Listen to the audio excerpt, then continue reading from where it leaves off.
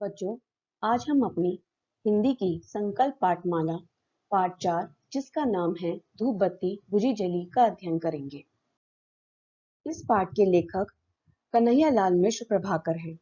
इनका जन्म 1906 में उत्तर प्रदेश के सहारनपुर जनपद स्थित देवबंद गांव में हुआ था। पेशेवर पत्रकार कन्हैयालाल मिश्र प्रभाकर शुक्लोत्तर पीढ़ी के अग्रगण्य निबंधकार हैं। शैलियों के शैलीकार के रूप में ख्यात प्रभाकर जी की अनेक पुस्तकें प्रकाशित व सम्मानित हो चुकी हैं। ज्ञानोदय और नया जीवन के संपादक कन्हैयालाल मिश्र प्रभाकर की प्रमुख कृतियां हैं दीप जले शंख बजे, जिंदगी मुस्काई, बाजे पायलिया के घुंघरू, जिंदगी लहलाई आदि। कन्हैया जी की मृत्यु 9 मई 1995 को हुई थी। पाठ का सार। विनम्र होकर व्यक्ति कुछ भी प्राप्त कर सकता है। विनम्रता एक ऐसा गुण है जिसके साथ विवेक का प्रकाश दुगना हो जाता है। योग्य और विनम्र व्यक्ति बहुमूल्य रत्न होता है। ऐसा व्यक्ति सबके दिलों को जीत लेता है, चाहे वह सख्त मिजाज पठान ही क्यों ना हो। विनम्रता और मधुर वचनों का कैसा प्रभाव पड़ता है, आइए इस पाठ में पढ़ें। अपनी कोठरी में आते ही देखा कि कल सुबह जो धूप बत्ती जलाई थी वह पूरी तरह जली ही नहीं, वो जलकर बुझ गई थी और अब भी ज्यों की त्यों ही खड़ी थी। मुझे वह सिर जली ऐसी लगी कि जैसे कोई मनुष्य हो, बहुत थोड़े ज्ञान से जिसका बौद्धिक जागरण तो हो गया हो किंतु मानसिक विकास ना हुआ हो, और वह उस बौद्धिक जागरण को ही अपना संपूर्ण विकास मानकर अहंकार में उफना फिरता हो।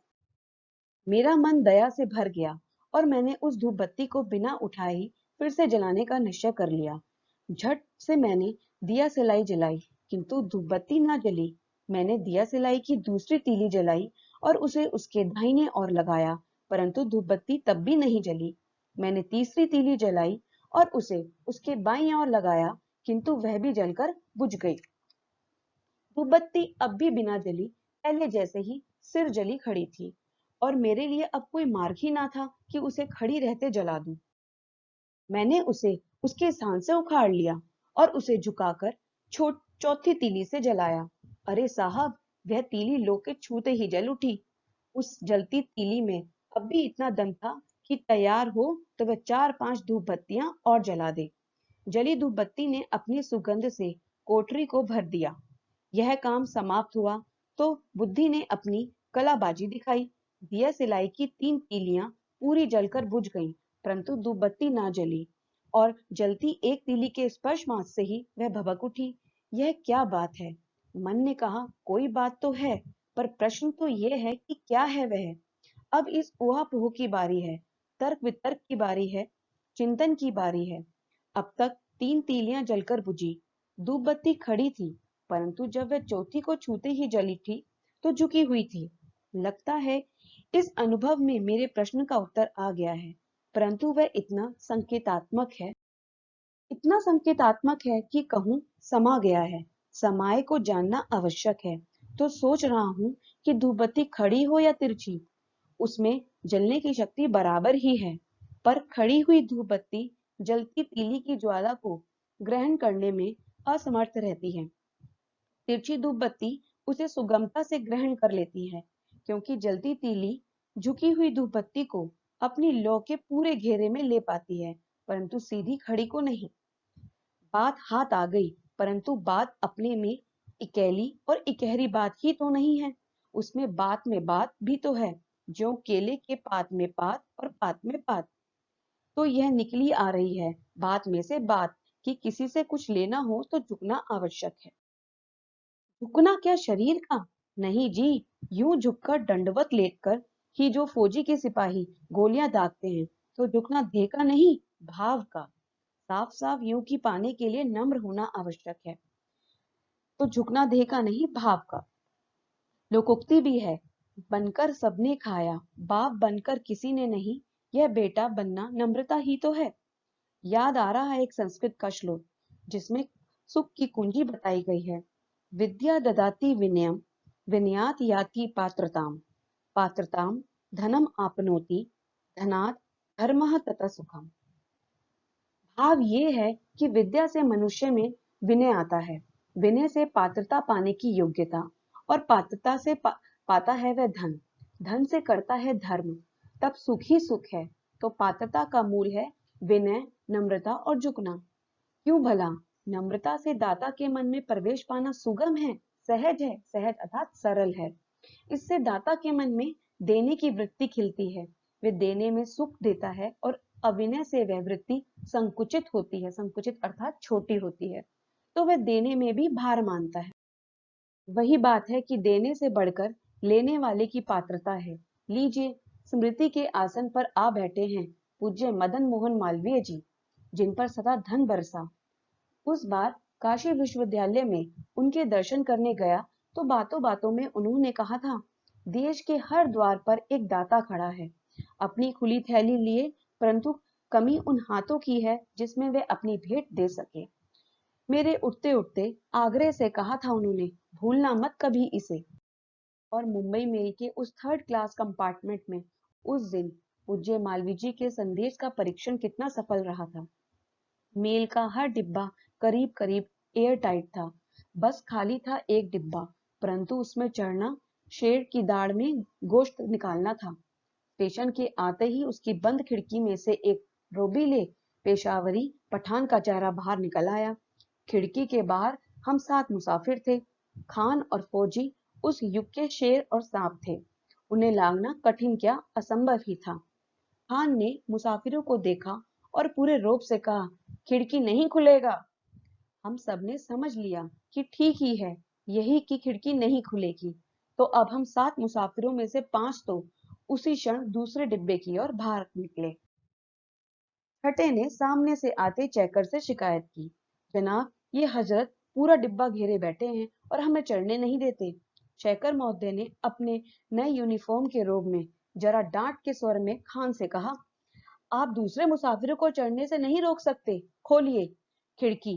खान ने सचमुच खिड़की खोल दी और चेकर की ओर देखकर मुस्कुराते हुए कहा, ओह तुम बैठेगा इसको, बिठाओ, जब गाड़ी चलेगा तो हम इसको बाहर फेंकेगा, तो तुम भी बस झंडी हिलाना। चेकर को खिसका ही वह मुसाफिर महाशय भी 9 दो 11 हो गए। खान ने उन्हें आवाज देकर कहा, कहाँ जाता है, आवो इधर, हम पूरी सीट देगा। निमंत्रण काफी उदार था, परंतु उसे स्वीकार करने की शक्ति उन महाशय में थी ही नहीं। वे चले तो चले ही गए। खान ने अपनी खिड़की ढंग से बंद कर ली। अब मैं भी अपनी जगह खड़ा था, अपनी अटैची हाथ में लटकाए। खान ने मुझे देखा और मैंने खान को। उसने कहा, सोच में नहीं जान पड़ता। मैंने सोचा, मालवीय जी महाराज का वचन है कि हर द्वार पर एक दाता खड़ा है, तो ये खान भी क्या दाता ही है? तभी खान ने मुझसे कहा, तुम नहीं गया? मैंने संक्षेप में कहा, नहीं खान साहब। क्यों, गाड़ी में नहीं चढ़ेगा? चढ़ूंगा, अगर आप प्यार से चढ़ाएंगे। क्यों, दूसरे डिब्बे में नहीं चढ़ेगा? खान साहब, आप एक बहादुर पठान हैं, और बहादुर आदमी का दिल बहुत बड़ा होता है। उसमें ही जगह ना मिले तो फिर कहाँ जगह मिलेगी? तुम डरता नहीं हम तुम्हें नीचे फेंक देगा? नहीं खान साहब, बहादुर आदमी के पंजे सख्त होते हैं, दिल बहुत मुलायम होता है उनका, आप मुझे नीचे नहीं फेंक सकते। खान ने कुछ सोचा कि तभी गार्ड की सीटी बजी और हरी झंडी हिली। खान ने दरवाजा खोला और मुझे बुलाया। मैं झपट कर दरवाजे पर पहुंचा कि खान ने सहारा देकर मुझे भीतर ले लिया। 18 आदमियों के बैठने लायक उस डिब्बे में खान था, उसकी खूबसूरत बीवी और 2 बच्चे थे। सबके बिस्तर बिछे थे, जैसे वे पलंग पर ही हों। मैंने खान की बीवी को सलाम किया और खान को धन्यवाद दे दूसरी तरफ बैठ गया। कुछ देर बाद धीरे से खान मेरे पास आया और मुझे 2 बहुत बढ़िया सेब दिए। खाकर मजा आ गया और मैंने सोचा, मालवीय महाराज का वह वचन सत्य है कि देश के हर द्वार पर एक दाता खड़ा है। हमें खुली थैली लिए, परंतु कमी उन हाथों की है जिसमें वे अपनी भेंट दे सके। सचमुच यह खान, जिसे हम 7 मुसाफिरों ने यमदूत या जीता भूत समझा था, वह दाता ही था। उसकी प्यार भरी भेंट मेरे हाथों में थी, परंतु मेरी सनक देखिए कि मैं अब उस दाता की कस का परीक्षा लेने पर तुल गया था। दूसरे स्टेशन पर गाड़ी आकर रुकी तो समय की बात, स्टेशन मेरी तरफ था। खान की तरफ की तरह खिड़की खोलकर झुक गया। 3 मुसाफिर थे, 2 जवान और एक बूढ़ा। बिना खान की तरफ देखे जोर से मैंने कहा, बूढ़े बाबा ये खान साहब का डिब्बा है, उन्होंने मुझे मेहरबानी करके बैठने की जगह दे दी है। वह जगह मैं तुम्हें दे दूंगा और खुद खड़ा रहूंगा। तुम भीतर आ जाओ। और बिना क्षण रुके मैंने उन दोनों जवानों से कहा, तुम्हारे लिए दरवाजा नहीं खुलेगा, तुम कहीं और चले जाओ। परंतु वे दोनों चले गए और मैंने बूढ़े को भीतर अपनी जगह पर बिठा दिया। मैं कुछ देर तक खिड़की पर झुका रहा और फिर दीवार के लगकर खड़ा अपनी अपनी पुस्तक पढ़ने लगा। कोई 20 मिनट बाद खान ने पूछा, तुम क्यों खड़ा है मेरे भाई? सरलता से मैंने कहा, खान साहब, आपने मेहरबानी करके जो जगह मुझे दी थी, मैं उन्हें इस बूढ़े बाबा को दे दी है, लेकिन मुझे कोई दिक्कत नहीं है, आप आराम से लेटिए। खान ने बिना अपनी गंभीरता भंग किए कहा, नहीं, तुम भी बैठो। खान को धन्यवाद देकर मैं बैठ गया। दूसरे स्टेशन पर गाड़ी ठहरी तो मैंने एक स्त्री और उसके बालक को अपनी जगह बिठा दिया और खड़ा हो गया। कुछ देर बाद खान की बीवी ने खान के कान में कुछ कहा और खान ने मुझे फिर बिठा दिया। अब दोपहर हो गई थी। सोने के लिए करवट लेते लेते खान ने मुझसे कहा, तुम चाहेगा तो किसी को बिठाएगा, पर तुम जरूर बैठेगा, हम सोता है। और खान जब सोकर उठा तो हम 12 लोग थे डब्बे में। खान देखकर हंसा और बोला, सरकार तुमको रोज बॉम्बे मेल में रखे तो बहुत मुसाफिरों को आराम होगा। मैंने कहा, पर खान साहब, आपको भी मेरे साथ रहना पड़ेगा, नहीं तो मुझे खाली डिब्बा कहाँ से मिलेगा। खान और उसकी पत्नी इतनी जोर से हंसे कि मजा ही आ गया। शाम को 7 बजे मैं स्टेशन पर उतरा तो खान ने मुझसे हाथ मिलाया और उसकी बीबी ने मुझे पहले ही सलाम कर दिया था। खान की सख्ती क्यों छूमंतर हो गई थी? खान देने को क्यों उतावला हो उठा था? मेरी सफलता का रहस्य क्या था? धूप बत्ती दिया सिलाई की 3 तीलियों से क्यों नहीं जली? चौथी जलती तीली के जूते ही क्यों जल उठी? देख रहा हूँ, धूप बत्ती जमाजम जल रही है और मेरी कोठरी उसकी भीनी सुगंध से भरी है। सोच रहा हूँ, ये पहली तीली में जल जाती तो ये बात और बात में छिपी बात मैं कैसे जान पाता। कन्हैया लाल मिश्र, प्रभाकर।